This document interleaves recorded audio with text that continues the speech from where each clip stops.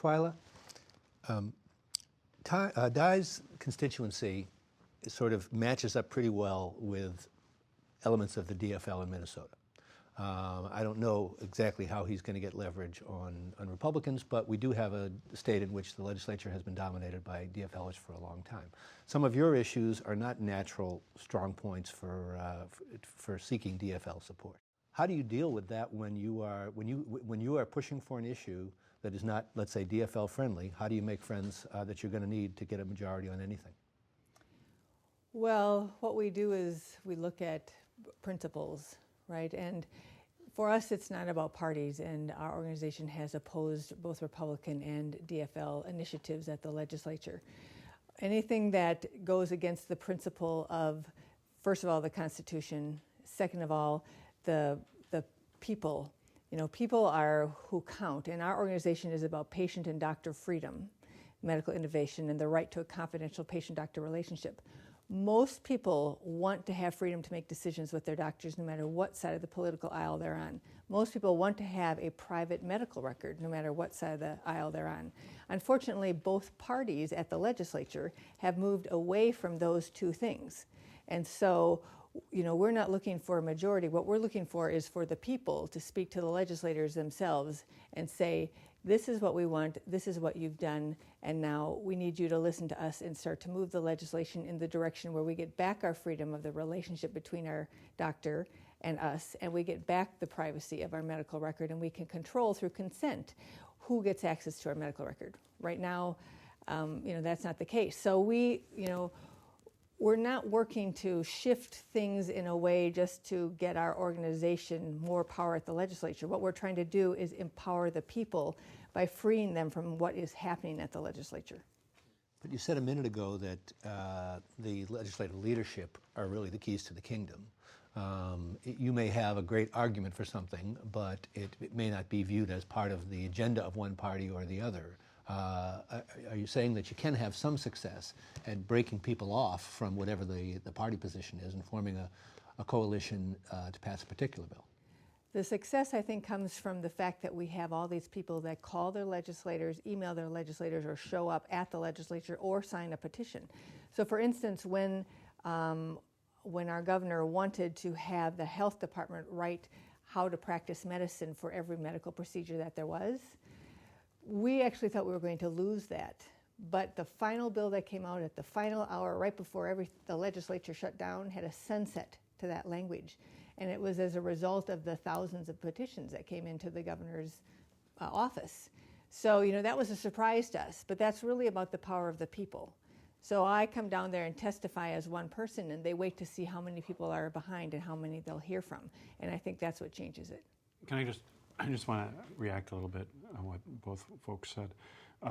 If a legislator is proposing something, and let's say they're known as the expert, and let's say you disagree with their perspective, which is just happening recently here at our state legislature, what I have done is I've gone to the leadership just to say, hey, this is an issue. And I've also gone to individuals that I know that are known as questioners at the legislature when a bill comes before the full body, to raise, these are important questions to raise when this bill comes before the body, because it can have an impact. There might be closed meetings that are now open where the public will no longer be able to go to. Number two, you know, why are we doing this in such a rush? Because that's one of the other dynamics. As you know, there's two bodies, and sometimes the senator doesn't know what's happening on the same bill in the House or vice versa. So a role that I've played all the time over the years, hey, did you know that your bill is this, or your bill over here is that?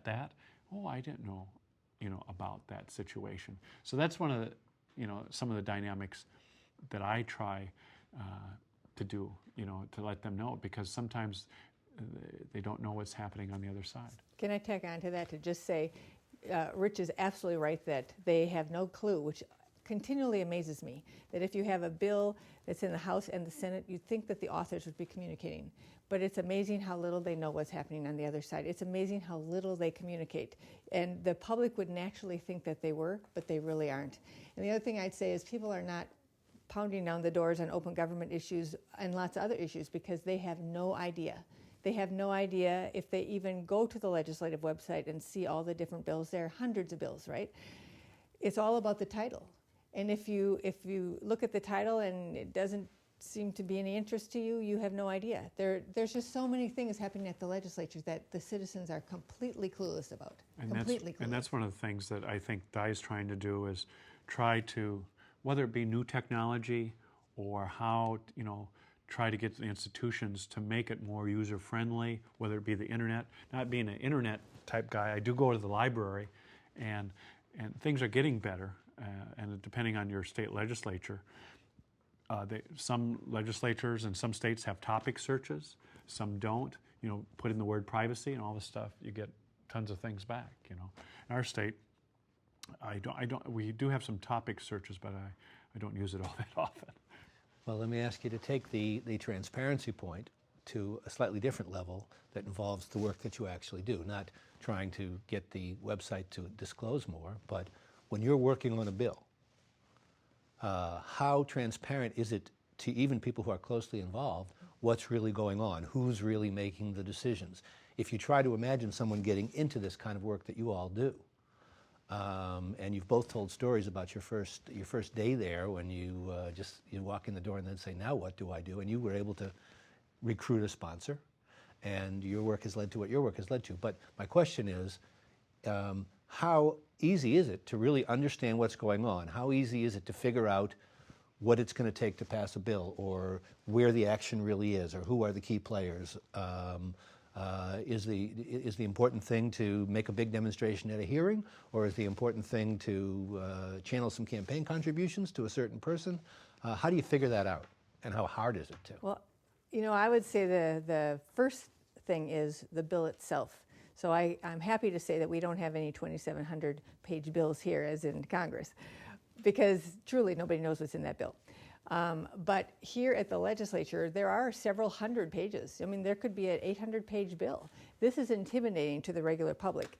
And it will say an amendment to a section, right? But they don't know what that section of law is. And they'd have to figure out how to go into statute and find that section and see what it even means for their life. I think it's very difficult for the average public to know. First, they have to know how to read a bill. They have to kind of understand legalese or get to know it. And then they have to realize that it refers to other statutes currently in law, and they have to look at them up to even figure out what does it mean. What do those words really mean is going to happen? So legislators who write the bills and the people who come to them to get them to write the bills, different organizations, different companies, et cetera, they know exactly what's going to happen because they're written by the lawyers. And so lawyers either at the legislature or lawyers in the company or lawyers in the organization. But for the average public, I think it's very difficult. So they depend on people like our organization, they depend on people like Dai to say, what does it really mean? I mean, what should I do? What are the 5 things that I have to tell my legislator because this is what's going to happen? Not like it's impossible, because obviously we all learned. But it's very difficult for the average person who's got their job, their family, and their life going on, and while the legislature is cranking up all hours of the day. One of the things that I see in my organizing is that citizen, they're intimidated, absolutely, and how they relate to people of power. It's like they feel like they're powerless. They're very powerless. And then when they look at public servant, like elected official, they look at it as public servant. But, I mean, that's the kind of language that politician will use. Like, we're just public servant. We're doing what's good for the community. But really, it's a little bit beyond that. They do what's in their interest, right? That's exactly right. So citizen, Minnesotan, we need to realize this, and we need to be accountable, keep them accountable. And if they're not accountable, then we need to be accountable to ourselves and our families and our community to put ourselves in a position to make those policy and to author those policy. One of the greatest things that we can learn from the Roman Empire is that one of the reasons why they fell was because the citizens just kind of withdrew and not pay attention to what was happening in their own government. So as Minnesotan, this election year is a real opportunity for all of us to get into actions and to organize and mobilize and be a part of this change that Minnesota is going through.